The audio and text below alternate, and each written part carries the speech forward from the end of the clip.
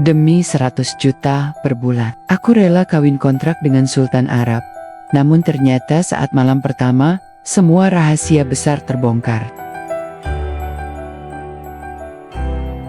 Udara di Sukabumi selalu terasa sejuk, memelukku seperti selimut yang hangat, setiap kali aku berdiri di ambang pintu toko kelontong. Pagi ini, namun, kehangatan itu tak sampai ke hatiku. Di balik gema tawa anak-anak yang bermain di luar, ada bisikan kekhawatiran yang tak pernah hilang. Ayahku, satu-satunya orang tua yang tersisa, sedang berjuang melawan penyakit yang menggerogoti tubuhnya. Setiap batuknya adalah irama pilu yang menusuk ulu hatiku. Biaya rumah sakit yang terus menumpuk bagai gunung es yang siap menenggelamkanku. Aku merasa tidak berdaya, terperangkap dalam lingkaran tak berujung antara bekerja keras dan tagihan yang terus datang. Di tengah kebimbangan itu, sebuah pertemuan terjadi. Mbak Nisa, tetanggaku yang sering membeli kebutuhan pokok di toko, datang bersama seorang wanita yang belum pernah kulihat sebelumnya. Ia adalah Bu Wulan,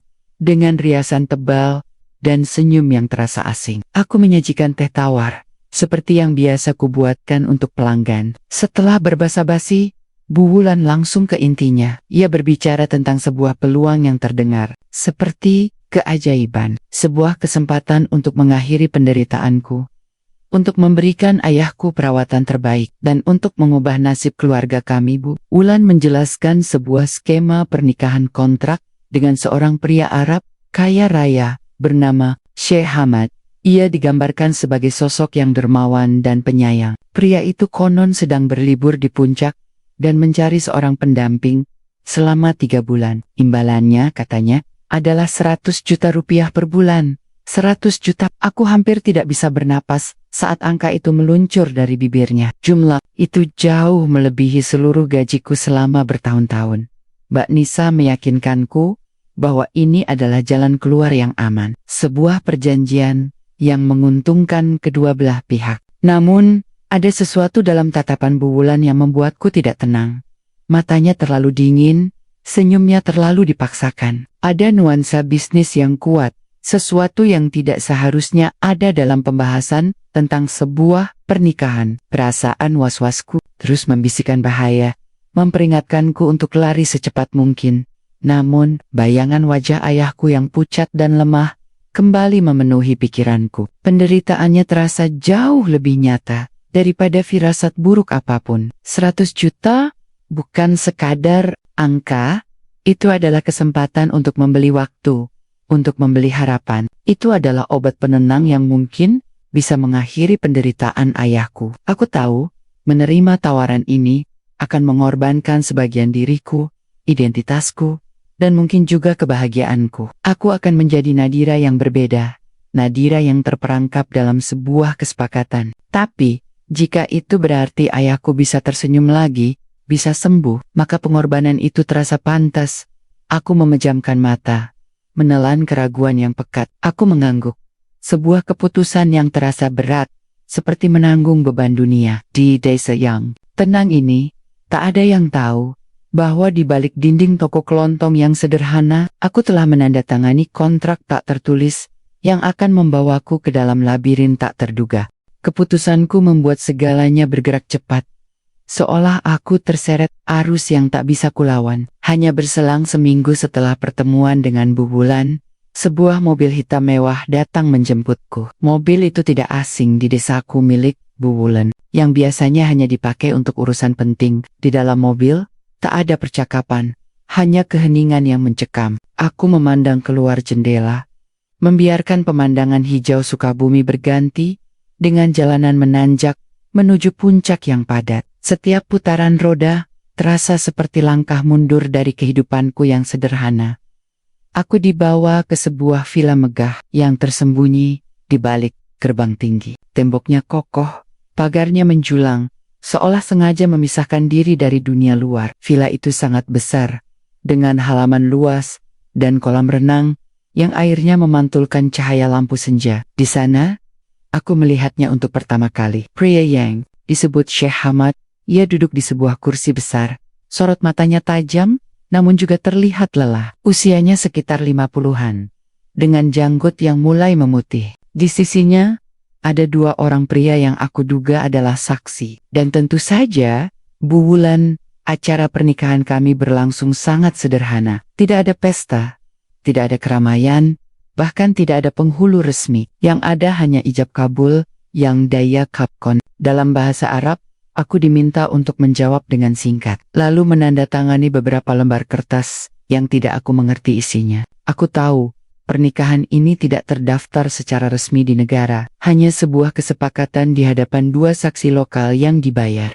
Semuanya terasa sangat cepat, hampa, dan tanpa makna. Aku hanya bisa mengangguk, menuruti semua instruksi yang diberikan, seperti sebuah boneka yang digerakkan oleh tali. Setelah ijab kabul selesai, Bu Wulan tersenyum puas. Ia menyerahkan sebuah amplop tebal berisi uang tunai sebagai hadiah pernikahan, katanya. Ia berpesan agar aku menjadi istri yang baik dan penurut. Kemudian, ia pamit, meninggalkan aku di villa asing ini, bersama dengan seorang pria yang baru. Kutemui beberapa jam yang lalu. Aku ditinggal sendirian di sebuah ruang tamu yang luas, dikelilingi oleh perabotan mahal dan keheningan yang menyesakkan.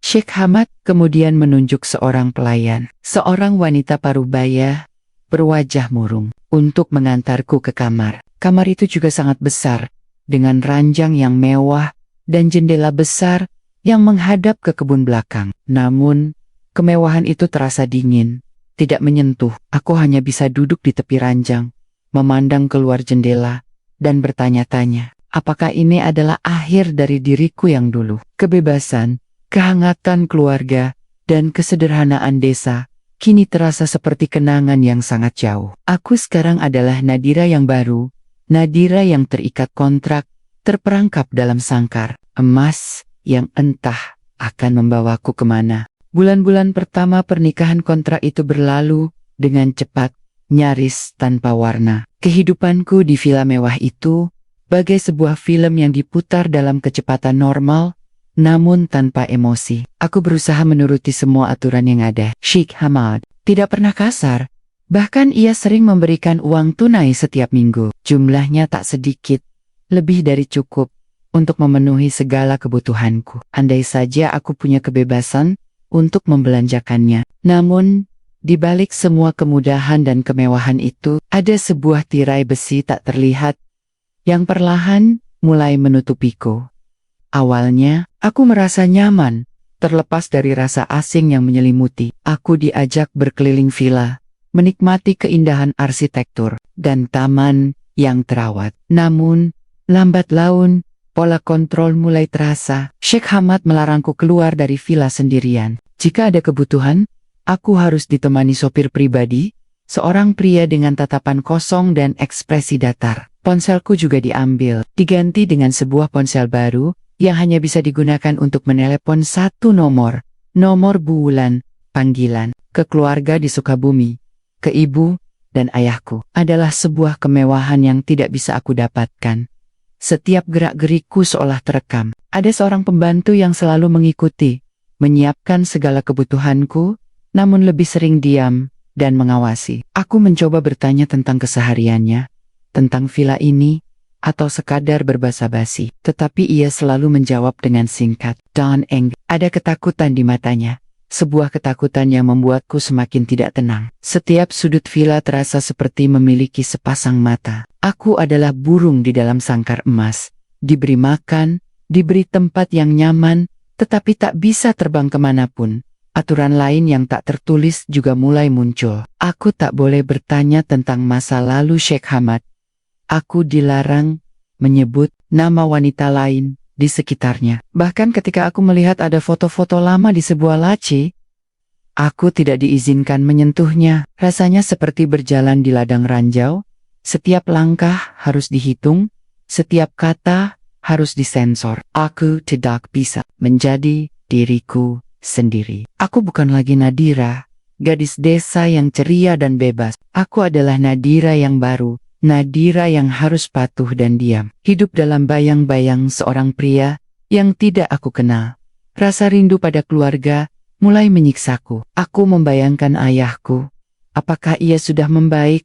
Apakah ia masih mengingatku? Setiap malam, aku hanya bisa menatap langit-langit kamar yang luas, bertanya-tanya, apakah kebebasan yang hilang ini adalah harga yang harus kubayar untuk kesembuhan ayahku? Aku tahu, pernikahan kontrak ini adalah sebuah jebakan, sebuah ilusi kebebasan yang pelan-pelan merenggut segalanya dariku. Namun, aku tak punya pilihan. Aku hanya bisa menunggu, berharap, dan menjalani hari demi hari dalam genggaman yang terasa semakin kuat. Seiring berjalannya waktu, tirai besi yang mengungkungku di villa ini terasa semakin berat. Kehidupanku kini hanya diisi oleh rutinitas yang monoton. Namun, di balik kemewahan dan kesunyian, ada bisikan-bisikan aneh yang mulai mengusik ketenangan. Villa ini, yang tadinya terasa seperti penjara, kini mulai terasa seperti rumah berhantu. Di malam hari, saat semua orang terlelap, aku sering mendengar suara tangisan samar dari lantai 2. Suaranya lirih,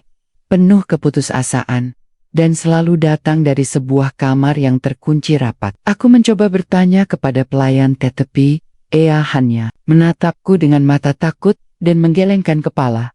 Rasa penasaranku semakin memuncak ketika suatu hari, aku secara tidak sengaja melihat tumpukan foto di kamar pelayan. Foto-foto itu menampilkan wajah-wajah perempuan Indonesia yang masih sangat muda. Ekspresi mereka berbeda-beda.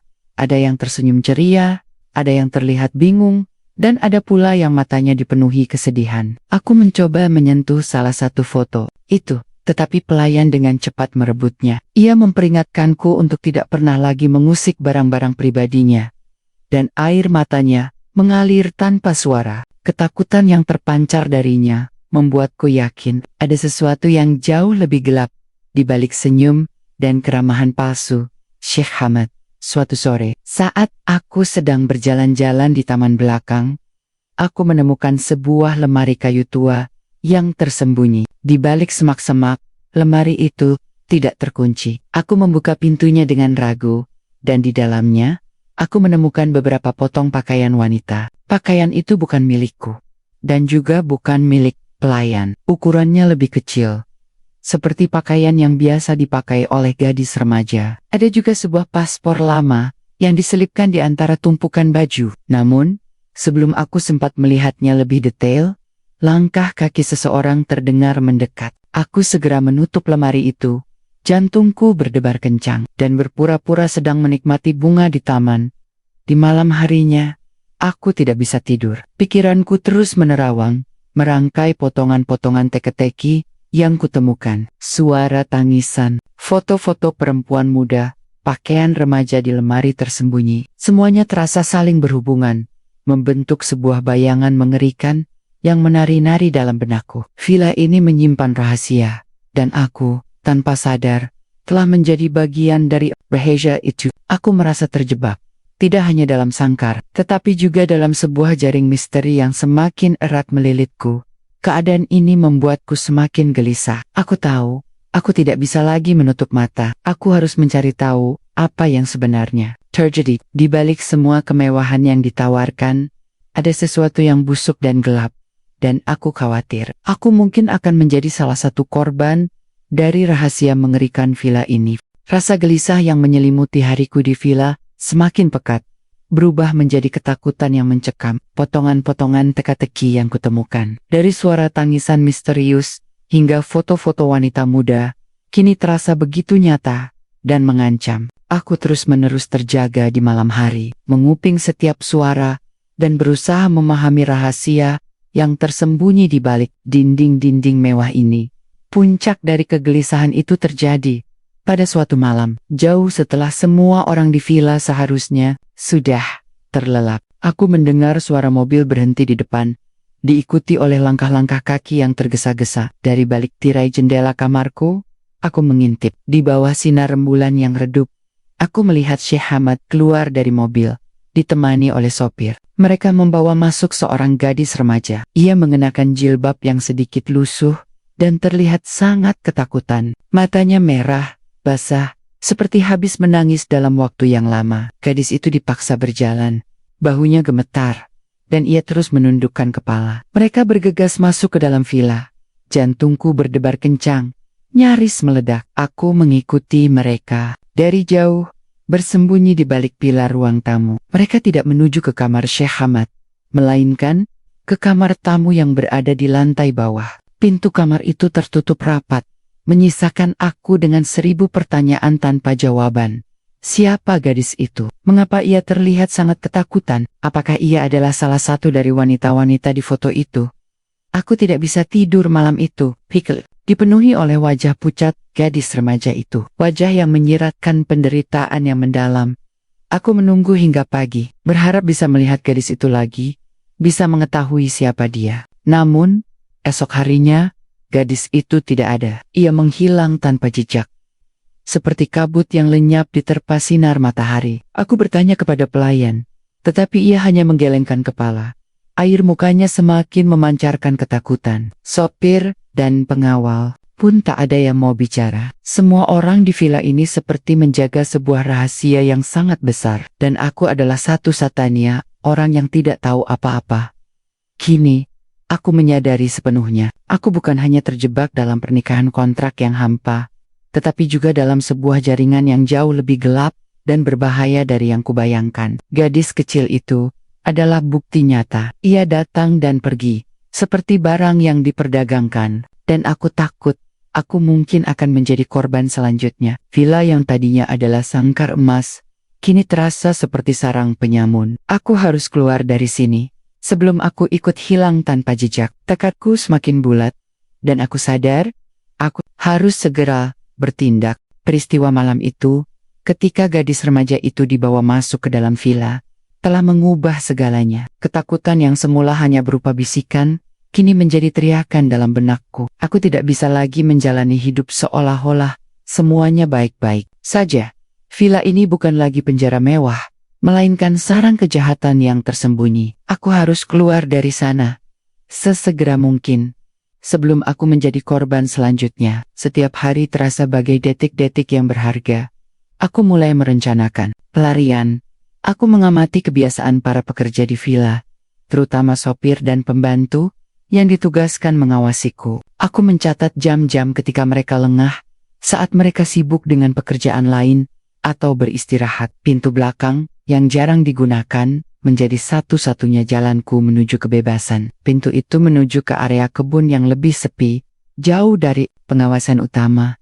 Pada suatu sore, ketika matahari mulai terbenam dan suasana villa sedikit lengang, aku memutuskan untuk bertindak. Dengan jantung berdebar tak karuan, aku menyelinap ke pintu belakang. Keringat dingin membasahi punggungku saat aku membuka pintu itu perlahan, berusaha tidak menimbulkan suara. Aku berhasil keluar. Kakiku melangkah cepat, menyusuri jalan setapak di antara semak-semak, bersembunyi di balik pepohonan rindang. Kebebasan terasa begitu dekat, begitu nyata. Aku bisa merasakan embusan angin di wajahku, memanggilku untuk berlari lebih kencang. Namun, harapan itu sirna secepat ia datang. Dari balik sebuah pohon besar, sopir villa muncul tiba-tiba. Ia menarik lenganku dengan kasar, membuatku terkejut. Aku mencoba meronta, tapi tenagaku tidak sebanding dengan kekuatannya. Ia memukulku, bukan dengan tangan kosong, tapi dengan amarah yang meledak. Ia menyeretku kembali ke dalam villa, tanpa peduli dengan tangisanku. Setelah insiden itu, aku dibawa ke hadapan Syekh Hamad. Wajahnya tidak lagi ramah, melainkan dipenuhi kemarahan. Ia mengancamku, menjelaskan konsekuensi dari usahaku. Jika aku mencoba kabur lagi, aku akan dijual ke luar negeri. Kata-kata itu menusukku, mengonfirmasi semua ketakutanku. Aku kini benar-benar terjebak.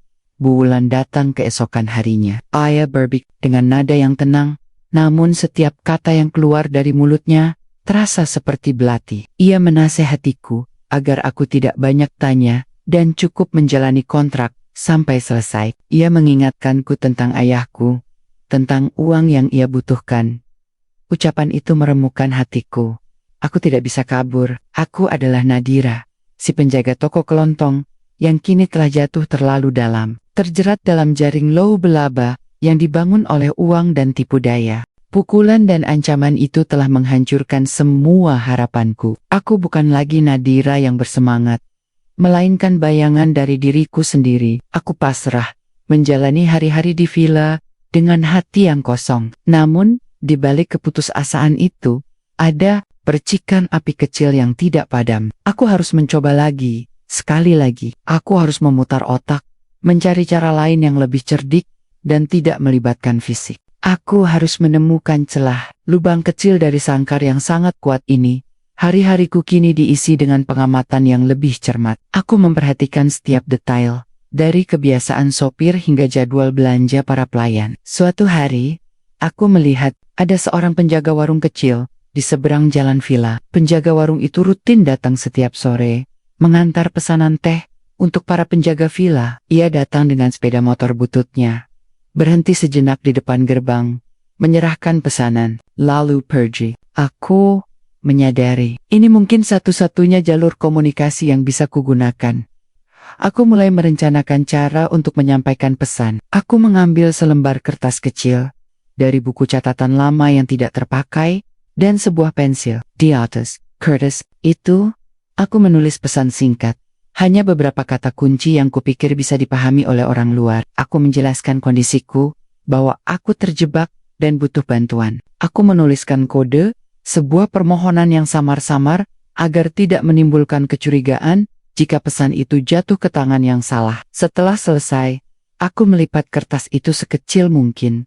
Kemudian, aku menyelinapkannya ke dalam bungkus teh yang kosong, bungkus teh yang biasa dipesan oleh penjaga warung itu. Aku harus menunggu kesempatan yang tepat, saat tidak ada yang melihat, saat semua orang sibuk dengan urusan masing-masing. Kesempatan itu akhirnya datang. Aku berpura-pura sedang berjalan-jalan di halaman depan, menunggu penjaga warung datang. Ketika ia berhenti dan menyerahkan pesanan, aku dengan cepat menyelipkan bungkus teh berisi pesan itu ke dalam kantongnya. Tanganku gemetar, jantungku berdebar kencang. Aku berharap pesanku sampai. Namun, beberapa hari kemudian, harapan itu kembali terkikis. Warung di seberang jalan itu tutup mendadak. Papan tutup tergantung di depan warung, dan tidak ada lagi yang datang mengantar teh. Aku merasa hancur. Aku mengira pesanku gagal, bahwa penjaga warung itu tidak mengerti. Atau lebih buruk lagi, ia malah melaporkannya kepada orang-orang di villa. Aku kembali terjebak dalam keputusasaan, merasa bahwa setiap usahaku sia-sia. Aku tidak tahu apa yang terjadi. Apakah penjaga warung itu benar-benar tutup, atau ia hanya pergi sebentar? Pikiranku terus menerka. Aku hanya bisa menunggu, dalam ketidakpastian yang menyiksa.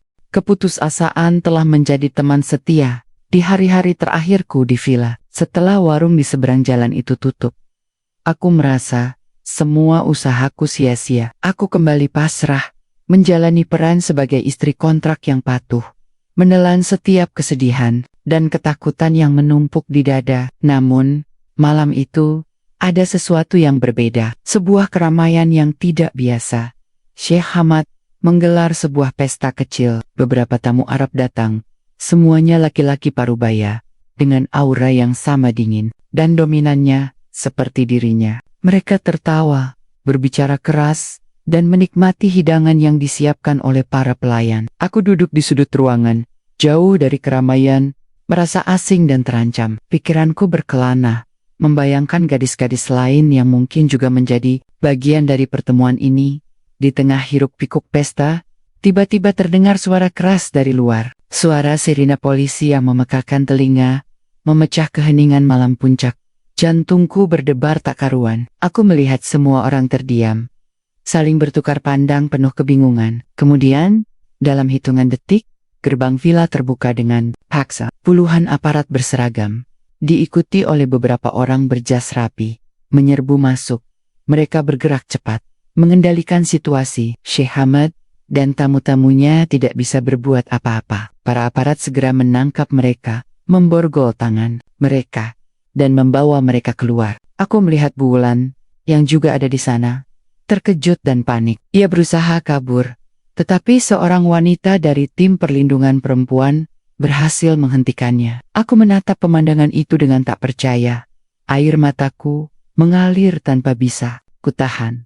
Salah seorang petugas wanita, dengan sorot mata yang teduh, namun tegas, mendekatiku. Ia memelukku erat, mengatakan bahwa aku aman sekarang, bahwa semuanya sudah berakhir. Ia menjelaskan bahwa tim mereka adalah bagian dari lembaga perlindungan perempuan yang bekerja sama dengan kepolisian. Mereka telah mengintai villa ini selama berbulan-bulan, berkat sebuah laporan yang samar, namun penting. Pesan yang kutulis di dalam bungkus teh ternyata sampai dan dipahami dengan baik. Penjaga warung itu bukanlah orang biasa.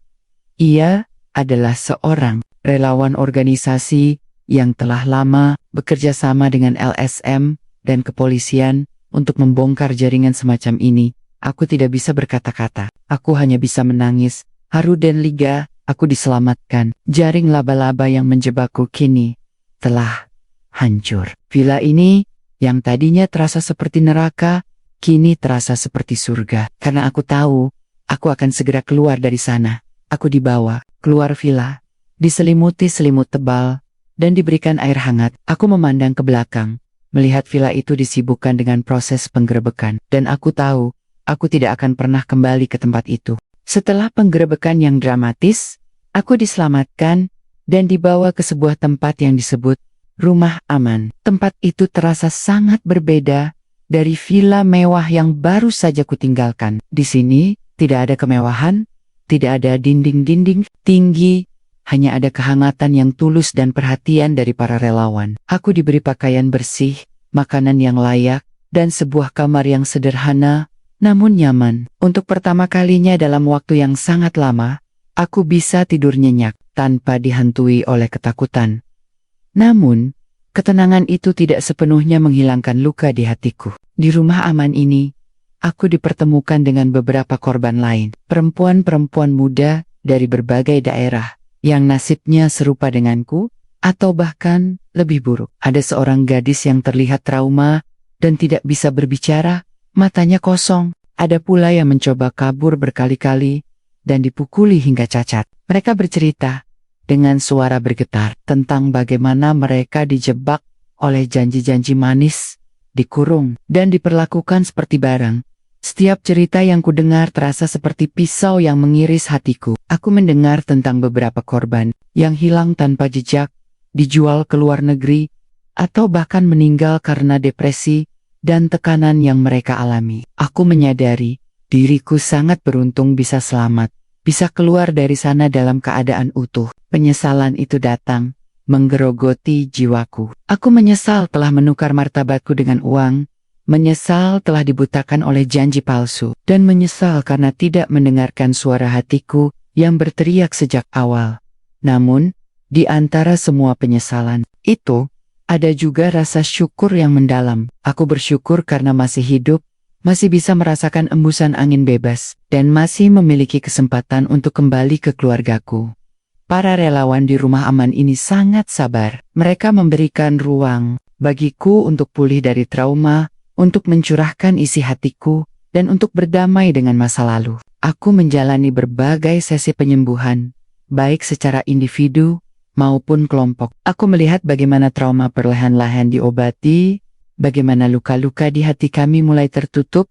Aku tahu, bekas luka itu tidak akan pernah hilang sepenuhnya. Mereka akan menjadi pengingat abadi tentang pilihan yang salah, tentang bahaya yang mengintai di balik janji-janji palsu. Namun, bekas luka itu juga akan menjadi kekuatanku. Mereka akan mengingatkanku untuk tidak pernah lagi mengulang kesalahan yang sama, untuk menjadi lebih kuat, dan untuk berjuang demi keadilan bagi diriku sendiri dan para korban lainnya. Aku tidak lagi merasa sendirian. Di sini, di rumah aman ini, aku menemukan keluarga baru yang memahami rasa sakitku. Di rumah aman, aku menghabiskan hari-hariku untuk memulihkan diri. Trauma yang kurasakan begitu dalam, namun aku merasa beruntung karena masih bisa selamat. Aku tidak menjadi korban perdagangan manusia seperti perempuan-perempuan lain yang ceritanya ku dengar. Pukulan dan ancaman itu terasa seperti mimpi buruk, tetapi kini aku terbangun. Aku bangkit, bukan lagi sebagai korban yang rapuh, melainkan sebagai perempuan yang lebih kuat. Aku menyadari, uang 100 juta yang dijanjikan Bu Wulan hanyalah umpan, sebuah janji palsu untuk menjerat perempuan-perempuan putus asa sepertiku. Itu bukanlah rezeki, melainkan jebakan yang mengancam martabat dan nyawa. Aku tidak peduli lagi dengan uang itu. Yang terpenting adalah aku selamat, dan aku masih memiliki kesempatan untuk menjalani hidup yang baru, Setelah semua proses pemulihan selesai, aku memutuskan untuk kembali ke Sukabumi. Dalam perjalanan, hatiku dipenuhi rasa rindu dan khawatir. Ayahku, yang tengah sakit keras, aku titipkan kepada paman. Sesampainya di rumah paman, aku disambut dengan air mata bahagia. Ayahku, meskipun masih lemah, menyambutku dengan pelukan yang hangat. Aku menceritakan semua yang kualami, dan mereka memelukku erat, meyakinkanku bahwa mereka akan selalu ada untukku. Aku memulai hidup dari nol. Aku kembali bekerja, tidak lagi sebagai penjaga toko kelontong, tetapi sebagai asisten di sebuah pabrik kecil di desaku. Gaji yang kudapatkan tidak seberapa, tetapi itu adalah uang yang halal. Aku bekerja keras, menabung sedikit demi sedikit, dan merawat ayahku dengan penuh kasih sayang. Aku tidak lagi mencari jalan pintas. Aku percaya, rezeki yang baik akan datang dari usaha yang tulus dan jujur. Pengalaman pahit itu tidak membuatku menyerah. Sebaliknya, ia menjadikanku lebih kuat dan lebih giat. Aku belajar untuk menghargai setiap detik dalam hidup, untuk bersyukur atas kebebasan, dan untuk selalu berpegang pada kebaikan. Aku adalah Nadira yang baru, yang bangkit dari keterpurukan, dan siap menyongsong masa depan yang cerah dengan keringat dan doa.